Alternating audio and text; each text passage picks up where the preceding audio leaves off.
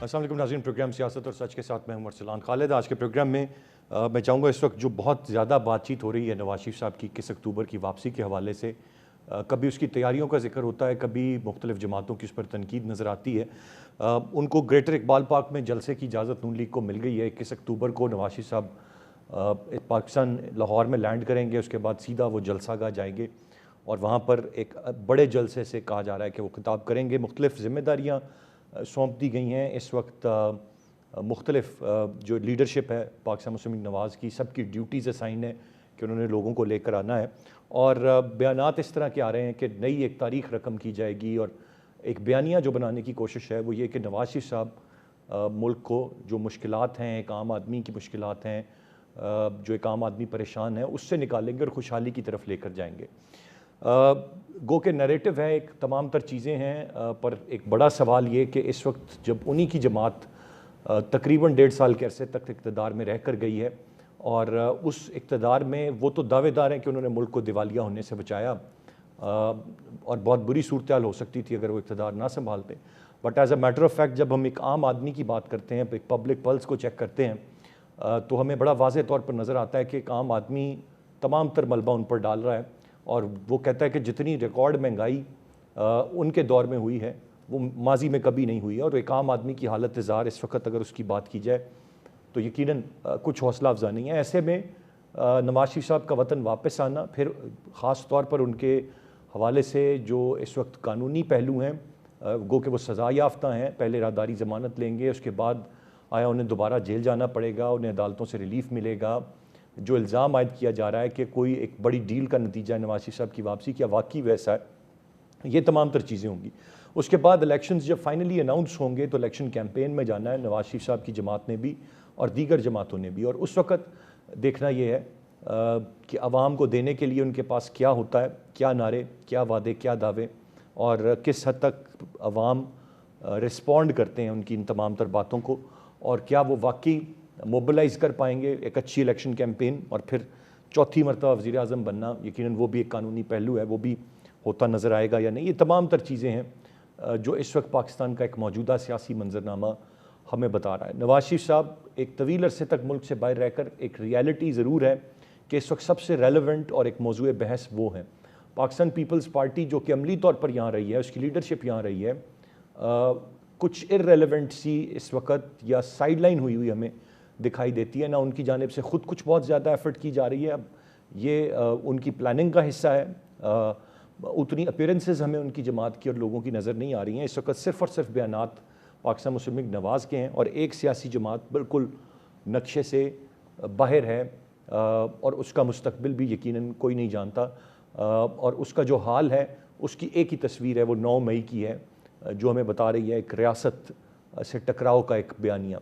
मैं चाहूँगा तफसील से आज के प्रोग्राम में हम इस पूरे सियासी मंजरनामे पर, इस सूरत हाल पर बात करें। गेस्ट पार्टिसिपेंट्स का तारुफ कराता चलूँ, प्रोग्राम में हमें ज्वाइन कर रहे हैं डॉक्टर कमर चीमा साहब, सीनियर एनालिस्ट हैं। बहुत शुक्रिया सर आपके वक्त का। पीजे मीर साहब सीनियर जर्नलिस्ट हैं, सीनियर एनालिस्ट हैं, हमें प्रोग्राम में ज्वाइन कर रहे हैं। और आज़म चौधरी साहब भी सीनियर जर्नलिस्ट और एनालिस्ट हैं, हमारे साथ प्रोग्राम में मौजूद हैं। डॉक्टर कमर चीमा साहब, गुफ्तगू का आगाज़ आपसे करते हुए, तमाम तर चीज़ें चीमा साहब एक तरफ हैं और ओके 21 अक्टूबर अभी फिर भी 6 दिन उस सब मामले में बाकी हैं, लेकिन गुज़िश्ता कई हफ़्तों से या कह लीजिए जब से ये अक्टूबर का महीना शुरू हुआ है, टॉपिक एक ही है, मौजू एक ही बना हुआ है, और वो है नवाज शरीफ साहब की वापसी। और वो कैसी होगी वापसी, कैसे देख रहे हैं आप इस पूरे के पूरे सूरत हाल को? जी अरसलान साहब, बहुत शुक्रिया। देखिए, पहली बात तो ये है कि पीएमएलएन ने एक मोमेंटम जरूर बिल्ड किया है अक्रॉस पंजाब, पाकिस्तान में नहीं, पंजाब के अंदर। ना वो सिंध पहुंचे हैं, ना वो खैबर पख्तूनख्वा पहुंचे हैं, ना वो बलूचिस्तान पहुंचे हैं। पंजाब के अंदर मोमेंटम उन्होंने ज़रूर बिल्ड किया और वो समझते हैं कि हम मियां नवाज शरीफ को एक वेलकम दे सकते हैं। गांव लेवल तक वो पहुंचे हुए हैं, ये तो मोमेंटम नज़र आ रहा है। क्वेश्चन ये है कि जो आज पीपल्स पार्टी ने ये रेज किया है कि भाई अगर नवाज शरीफ साहब जो कि कन्विक्टेड थे, जेल से निकल के गए थे, उनको किस चीज़ का प्रोटोकॉल मिल रहा है? तो अगर ये प्रोटोकॉल मिलता है, वो एयरपोर्ट से जाते हैं जलसा गाह, वहां से घर जाते हैं, अगले दिन वो सुबह जेल जाते हैं, तो ये तो जारी बात है हर चीज मैनेज्ड है। वैसे भी आपको पता है मियां साहिबान, या इस वक्त पाकिस्तान के हालात ऐसे ही हैं कि कोई सियासी जमात भी है वो जब तक मामलात सेट ना हो वो इतने बड़े बोल्ड स्टेप नहीं लेते।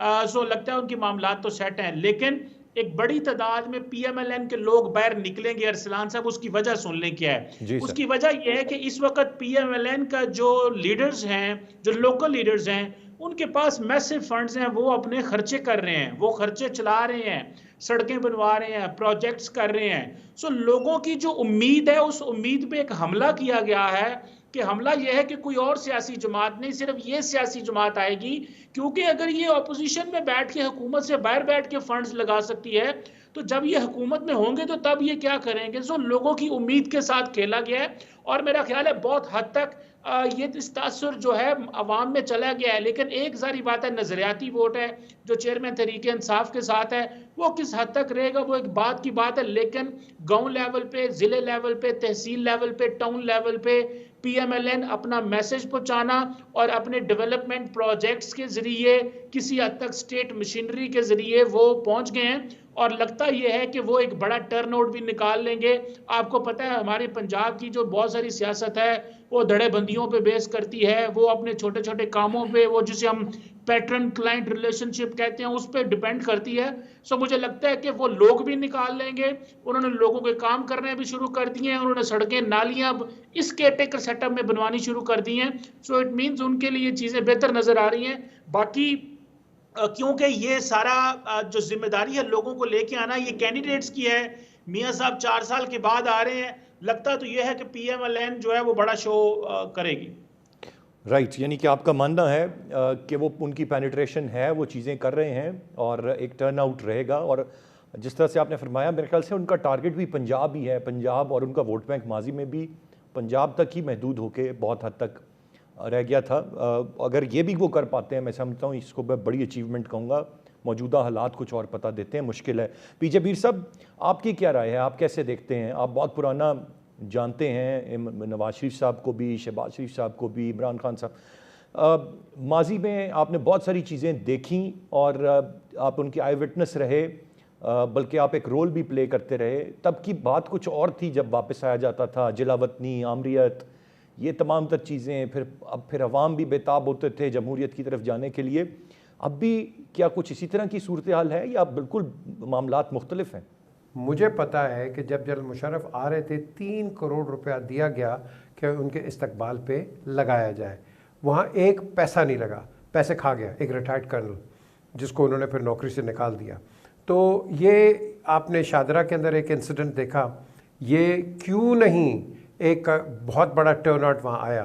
That was not a good turn out and that was not a good sign for PMLN कि इतने वहाँ लोग नहीं निकले, इतने 5-10 हज़ार लोग निकले। क्यों? वो तो गढ़ है, वहाँ तो आपका कैंडिडेट बड़ा तकड़ा है। तो मैं समझता हूँ कि ये PMLN ने अपना होमवर्क सही नहीं किया।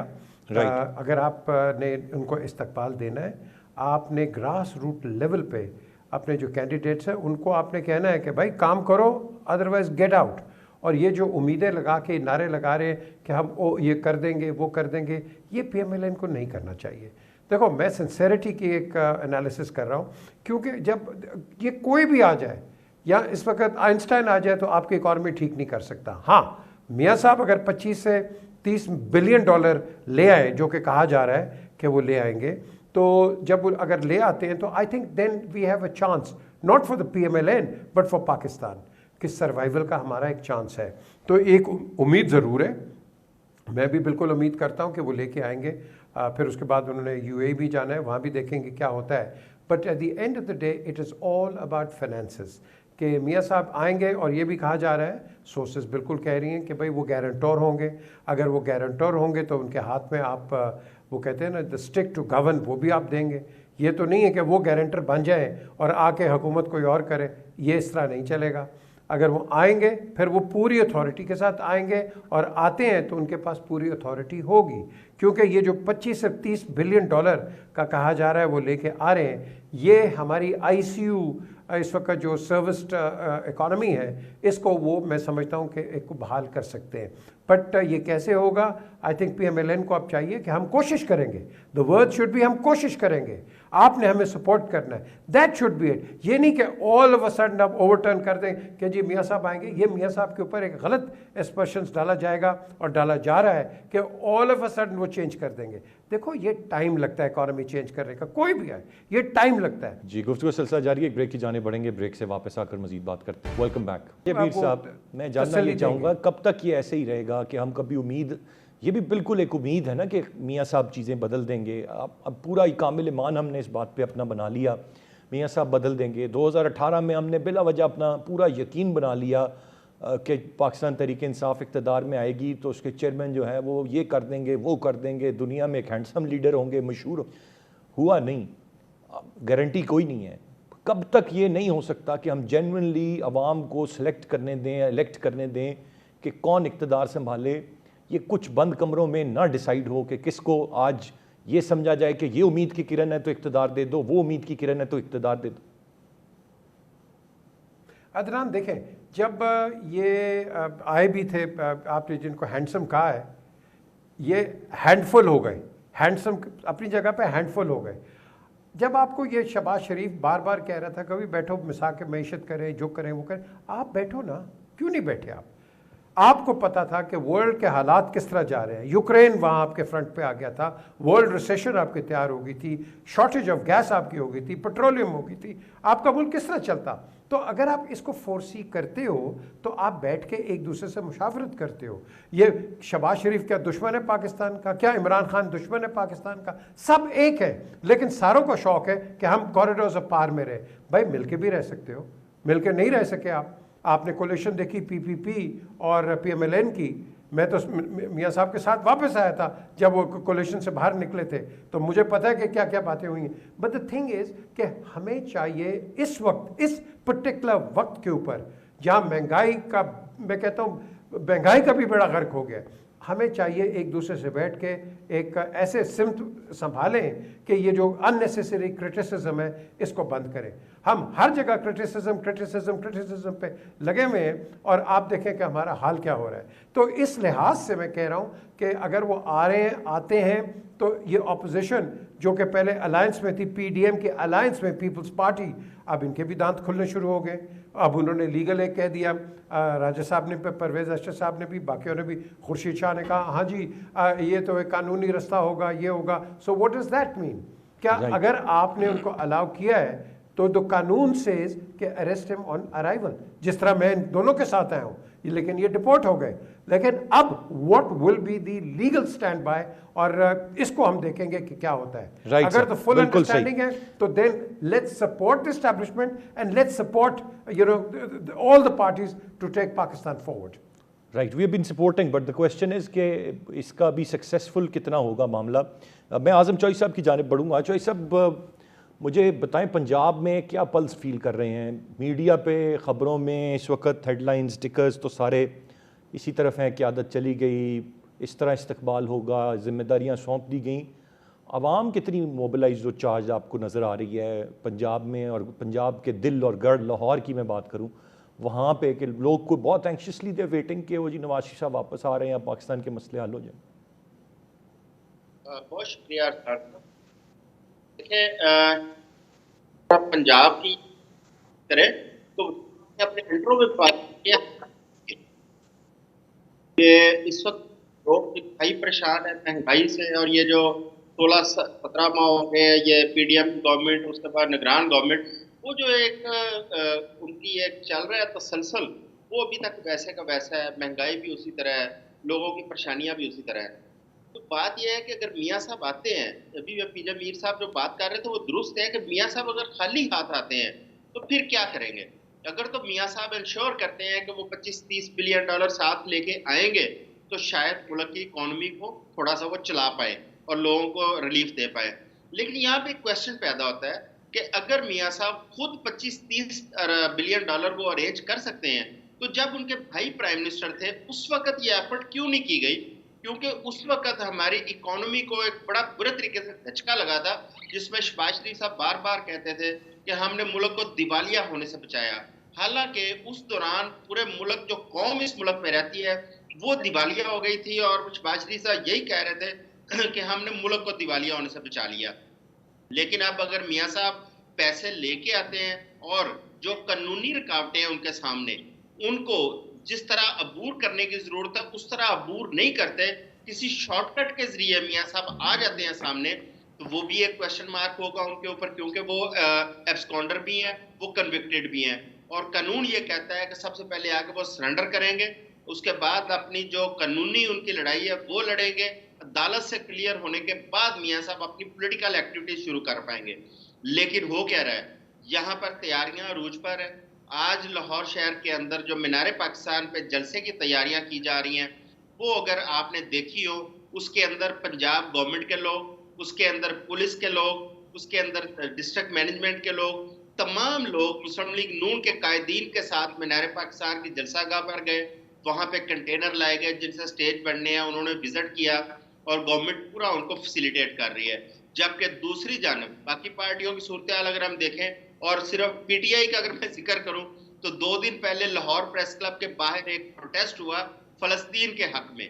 वहां पे एक मियां बीवी आए जिनके पास झंडा था पार्टी का, पुलिस पूरे प्रोटेस्ट में से उन मियां बीवी को गिरफ्तार करके ले गई।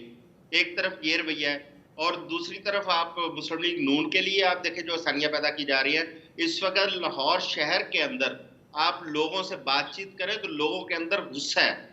लोग राइट, यही सर मैं इसी तरफ ही एड्रेस किया था जब मैंने आपसे सवाल भी किया था, मुझे जरा हाँ जी इस पे बताएं जी। लोगों ने जो 16 माह गुजारे हैं वो बहुत गुस्से में है। लोग, जो शादरे वाला जलसा था वो इस चीज की गम्माजी कर रहा था कि लोग किस कदर नाराज है मुस्लिम लीग नून से, क्योंकि इस शहर ने हमेशा अपना फर्ज समझ के मुस्लिम लीग नून को वोट दिया था, और शादरा के अंदर एक मायूस कुन जलसा होना वो एक इंतहाई इनके लिए परेशानी की वो बात थी। उसके बाद जो ठोकर न्याज बेग के जलसा किया गया, वहां पर पूरे पंजाब के शहरों में से लोगों को लाया गया और 10,000 के करीब वहां पे सीटिंग कैपेसिटी थी, वहां पे लोगों को ला के लेविश किस्म के खाने शाने खिलाए गए और करोड़ों रुपए वहां पे बजट खर्च किया गया।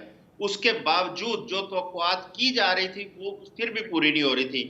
अब फिर लोगों को कहा जा रहा है कि आप अपने साथ लेके आए लोगों को, और उनको बेशुमार किस्म की मराहत भी अनाउंस की जा रही हैं।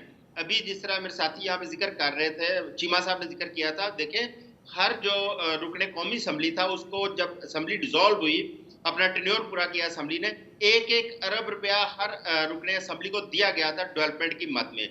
उसके अलावा कितने पैसे दिए गए हैं बारी वक्तन फक्तन वो एक अलग चीज है। अब देखिए उनके पास फंड्स मौजूद हैं और अरबों की सूरत में फंड्स मौजूद हैं जो खर्च किए जा रहे हैं। इसके साथ साथ वफाकी हुकूमत और पंजाब हुकूमत जितने डेवलपमेंट के काम कर रही है वो मुस्लिम लीग नून को उसका क्रेडिट दिया जा रहा है। इसके बावजूद लोग अगर नहीं आते तो ये मेरा ख्याल है इनको समझ आ जानी चाहिए कि इस वक्त इनके साथ लोग इनके 16 माह की कारकर्दगी को लेके वो दिल से इनके साथ खड़े होने को तैयार नहीं है, क्योंकि लोगों का सबसे बड़ा मैं आजम चौधरी साहब ठीक है, आपका पॉइंट आ गया, यही लेकर ज़रा आगे मैं बढ़ूँगा चीमा साहब की तरफ। चीमा साहब का पॉइंट ऑफ व्यू बड़ा मुख्तलिफ था। उन्होंने कहा उन्होंने काम कर दिए हैं, कर रहे हैं, करने शुरू कर दिए हैं, पेनिट्रेशन है, लोगों को निकाल देंगे। आपने मुझे बिल्कुल एक दूसरी पब्लिक पल्स बताई है जी। गुफ्तगू का सिलसिला जारी है, एक ब्रेक की जाने बढ़ेंगे, ब्रेक से वापस आकर मजीद। Welcome back. लोग अगर दिल से चीमा साहब नाराज़ हैं इनसे और इनके लिए भी उतनी तरीके से नहीं निकलते तो फिर और क्या उम्मीद क्या है? बड़ा ही मुश्किल इलेक्शंस होंगे जहां आवाम के पास और कोई उम्मीद नहीं है और कोई जमात मैदान में नहीं होगी और इनसे भी लोग नाराज़ होंगे। अरसलान साहब जरा इसको एक और एंगल से देखें, क्या पाकिस्तान के लोग बड़े इनकलाबी हैं? क्या लोग कुछ सड़कों पे निकले हैं चेयरमैन पीटीआई के लिए? वो नारे मारते रहे, वो कहते रहे मेरे लिए बाहर निकलो बाहर निकलो, उनके लिए कोई बंदा बाहर नहीं निकला। आप क्या समझते हैं यहाँ पे हर बंदा अपनी लोकल एडजस्टमेंट के हिसाब से चल रहा है? एक खास किस्म का वोटर है जो अर्बन एरियाज में बैठा हुआ है, जो इंडिपेंडेंट है, जिसको अपनी लोकल सेटिंग की कोई परवाह नहीं है कि नीचे एमएनए कौन है, चेयरमैन कौन है, ठेकेदार कौन है, तहसीलदार कौन है, इस चीज से परवाह ही नहीं है। एक खास एक बड़ी कॉन्स्टिट्यूएंसी है इस मुल्क के अंदर, ये रूरल पॉपुलेशन है। यहाँ पे वोट मजहब के नाम पे भी जाता है, यहाँ पे वोट एथनिसिटी के नाम पे भी जाता है, यहाँ पे वोट जात पात के नाम पे भी जाता है। धड़ेबंदियां होती हैं। आप क्या समझते हैं कि लोगों ने अपनी लोकल कैलकुलेशन नहीं की?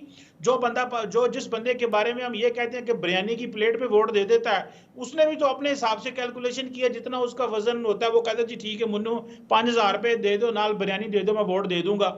सो मुझे ये लगता है कि पीएमएलएन का जो पंजाब के हवाले से अगर आप देखें तो लोगों तक एक पैगाम गया है, एक एनवायरनमेंट क्रिएट किया, जैसे चेयरमैन पीटीआई के लिए एनवायरनमेंट क्रिएट किया गया था ना 2013 में और 2018 से पहले, लोगों को पता चल गया कि डायरेक्शन किस तरफ है। मीडिया को भी पता चल रहा है कि जनाब क्या उनके पास क्या आ रहा है, स्टेक होल्डर्स को भी पता चल रहा है, ब्यूरोक्रेसी को भी पता चल रहा है, केयर टेकर गवर्नमेंट को भी पता है कि हमने जो अपनी ब्यूरोक्रेसी को कहना है कि इस पार्टी जहां कहती है वहां पे फिर वोट तो दे चीमा दो। साहब वही बात पीजे मीर साहब ने जो कह दी कि मतलब जो एस्टेब्लिशमेंट फैसला ले रही है उसको ही हमें रिगार्ड और रिस्पेक्ट करना चाहिए और एक्सेप्ट करना चाहिए, बस फिर बात तो इतनी सी है। सर ये देखिए, ये सिर्फ एस्टैब्लिशमेंट की बात नहीं है। देखिए ऑन द कंट्रेरी आप देखें कि पीएमएलएन के साथ भी तो ज्यादती हुई है, कभी जुडिशरी ने पकड़ लेती थी, कभी एस्टैब्लिशमेंट पकड़ लेती थी। तो मैं समझता हूं कि उनको मौका दिया जाए। हमने तो तजर्बा करना था, वो तजर्बा नाकाम हो गया फॉर व्हाटसोएवर रीजन। सो दोबारा right go Cheema back to साहब, दोस पीपल जो काम कर सकते हैं, ठीक है। जिन्होंने कुछ पीजे मीर काम साहब किया से है। जानना चाहूँगा, पीजे मीर साहब वो जो आपने बात कही थी वही दोबारा वापस आ गई, बट एक जमात को बाहर रख के जो इलेक्शन होगा वो काबिल कबूल होगा और ठीक होगा, फिर भी रिस्पेक्ट और रिगार्ड करना चाहिए हमें उसको। नहीं, देखिए अगर तो आप जमहूरियत कहते एक्चुअली डेमोक्रेसी, तो फिर आप किसी को बाहर नहीं रख सकते। ये जो अभी प्रेस क्लब के बाहर वो बताया गया कि एक कपल को आपने उठा लिया, झंडा उसने उठाया, ये डेमोक्रेसी है? दिस इज़ नॉट डेमोक्रेसी, ये तो डिक्टेटरशिप में नहीं होता। कभी देखा है जल मुशर्रफ के वक्त में इस तरह चीज़ कभी आपने देखी है? इस तरह एक्सट्रीमिज्म नहीं देखी। तो बात ये है, अभी जो बात हो रही थी पहले कि शहबाज शरीफ साहब ने क्यों नहीं किया, बिकॉज जो अभी चीमा साहब ने बात की कि देखें नवाज शरीफ को आपने एग्जेक्टिव से निकाला, आपने आर्मी से निकाला, आपने जुडिशरी से निकाला, तो 3 आर्म से एक आदमी को 3 टाइम्स प्राइम मिनिस्टर को आप निकालोगे तो उसके भी तो रिजर्वेशन होंगे ना। तो जो उनके जो रिजर्वेशन है आज वो इसलिए आ रहे हैं कि शायद कोई अंडरस्टैंडिंग होगी हो, शायद वो जो आपके रिजेंटमेंट आप कह लो, नॉट एनिमोसिटी, रिजेंटमेंट जो थी that has converted into negotiable situation. तो अगर उस लिहाज से आ रहे हैं तो give him a chance. The question is कि आप कब तक किस किस को रोकोगे? क्या पाकिस्तान हमने इस तरह चलाना है बिरयानी के ऊपर, और जो इस तरह चीमा साहब कह रहे हैं 5,000 रुपये देंगे? अगर आपकी आवाम ही बेईमान है तो फिर आपकी लीडरशिप क्या होगी, मुझे बता दें आप। अगर लोग ही बेईमान हैं तो लीडर भी बेईमान होंगे। करप्शन तो यहां से शुरू होती है। ये जो एक वोटर है पैसे लेके वोट देता है किसी को, इससे बड़ा बेईमान है ही कोई नहीं। वोट खुले दो। मैं आपको एग्जांपल देता हूं, कायद आज़म मोहम्मद अली जिन्ना का पहला गवर्नर जनरल का इलेक्शन जब हुआ तो जिन्ना साहब हमेशा 4 बजे चाय होती थी, उनके पास बैठते थे जस्टिस अब्दुल रशीद, पाकिस्तान के पहले चीफ जस्टिस। तो उनकी बेटी बड़ी खुशी से आके कही जीनत रशीद कि mister Jinnah I voted 4 times for you. तो जिन्ना साहब ने कहा भाई ये कैसे किया तुमने? उन्होंने कहा जी मैं एक दफ़ा साड़ी पहन के गई, एक दफ़ा शलवार कमीज़ पहन के गई, एक दफ़ा दुपट्टा लेके गई, एक दफ़ा बुरका पहन के गई। तो ये ऑन रिकॉर्ड है, उन्होंने खुद बताया है। ये आप जिन्ना द मेकिंग ऑफ पाकिस्तान में सुन लें इनको। कहती हैं कि उसी वक्त जिन्ना साहब ने मुझे कहा कि go and return those votes, I don't want to be the governor general of a country where I get votes like this. ये होती है इंटेग्रिटी। आपको 5 वोट ईमानदारी के मिले, गुड इनफ। अगर 5,000 चोरी के मिले और पैसे दे के मिले, that's not vote. Exactly BJP that's सब ब्राइबरी, दैट्स करप्शन। बिल्कुल काश यही अप्रोच और सोच सबकी हो जाए तो फिर तो मामलात बड़े मुख्तलिफ हो जाएंगे। क्विकली आज़म चौधरी साहब आपसे जानना चाहूँगा, पीपल्स पार्टी मोतरज़ है, क्या ऐसी ही चीज़ें अगर चलती रहीं पीएमएलएन के लिए तो पीडीएम की बाकी जमातें या इनकी हुकूमती इत्तेहाद की जमातें, आप समझते हैं कि फिर इन्हीं का मुकाबला होगा और यही बेतहाशा तनकीद के निश्तर बरसा रही होंगी पाकिस्तान मुस्लिम लीग नवाज़ पर और एक तरफ पीएमएलएन होगी? जाहिर तो यही नजर आ रहा है, जो इस वक्त तक की सूरत हाल है यही नजर आ रहा है कि पीटीआई बेस मिले तो इलेक्शन में बाकी पीडीएम की तहती जमातें रह जाती हैं, लेकिन इस वक्त जो पार्टी का असर हुआ है। पीपल्स पार्टी देखे, जरदारी साहब कुछ क्या था कि बिलावल को प्राइम मिनिस्टर देखना चाहते हैं, और उस वक्त एक दफा नहीं 2-3 दफा उन्होंने कहा, लेकिन उसके बाद गवर्नमेंट खत्म होती है तो अचानक पता चलता है कि उनके खिलाफ एक इत्तेहाद की बातों पर मुश्किल एक नया इत्तेहाद बनने जा रहा है, जिसमें मौलाना फजलुर रहमान साहब, जिसमें परमीग नवाज, जिसमें जीके और वगैरह ये सारी पार्टियां शामिल हैं, और ये सिंध के अंदर पीपल्स पार्टी को टक्कर देने जा रहे हैं। पीपल्स पार्टी को एक बड़ी उम्मीद थी कि पंजाब के अंदर जो किंग्स पार्टी जितनी है, जिसमें पाकिस्तान या काफ लीग या और पार्टियां वोट मिलेगी, वो भी जाहिर पंजाब में नजर नहीं आई। लिहाजा पीपल्स पार्टी इस वक्त अपनी सर्वाइवल की लड़ाई लड़ रही है और सिंध को इंटैक्ट रखना चाहती है, जो जाहिर मुश्किल नजर आ रहा है इस सूरत हाल के अंदर। क्योंकि पीपल्स पार्टी अगर पंजाब की हम देखें तो पंजाब में तो पार्टी अपनी नुमाइंदगी खो चुकी है। यहाँ पे तो 2-3 सीटें ले ले तो पीपल्स पार्टी की बड़ी कामयाबी समझी जाएगी, और वो भी साउथ पंजाब में। और लेकिन उनको सबसे बड़ी उम्मीद थी इस्तेकाम पाकिस्तान और साउथ पंजाब के वो अरकान असेंबली जिनको हम इलेक्टेबल्स कहते हैं, तो पीपल्स पार्टी को उम्मीद लगा के बैठी थी। लेकिन इस वक्त मुझे नहीं लगता कि वो पीपल्स पार्टी के साथ खड़े होंगे, इसलिए पीपल्स पार्टी आपको थोड़ा खामोश भी नजर आ रही है और उसका ज्यादा फोकस इस वक्त सिंध को बचाने पे है। राइट सर, पॉइंट आ गया। मैं तीनों रिस्पेक्टेबल गेस्ट का बहुत शुक्रिया अदा करना चाहूँगा। 21 अक्टूबर नवाज शरीफ साहब की वापसी है, और उसके बाद मामलात यकीनन गो के बहुत सारी चीज़ें, जिस तरह मेरे तीनों पैनलिस्ट ने बताया, कि बड़ी वाज़ेह हैं। It's obvious written on the wall वाला मामला है कि मामलात किस तरफ जा रहे हैं, लेकिन फिर भी ये वापसी और आगे की सूरत हाल मज़ीद वाज़ेह करेगी कि ऊँट किस करवट बैठेगा। पाकिस्तान के लिए जो बेहतर है उम्मीद करते हैं वही। आज के प्रोग्राम से इतने। इरसान खालिद को इजाज़त दीजिए।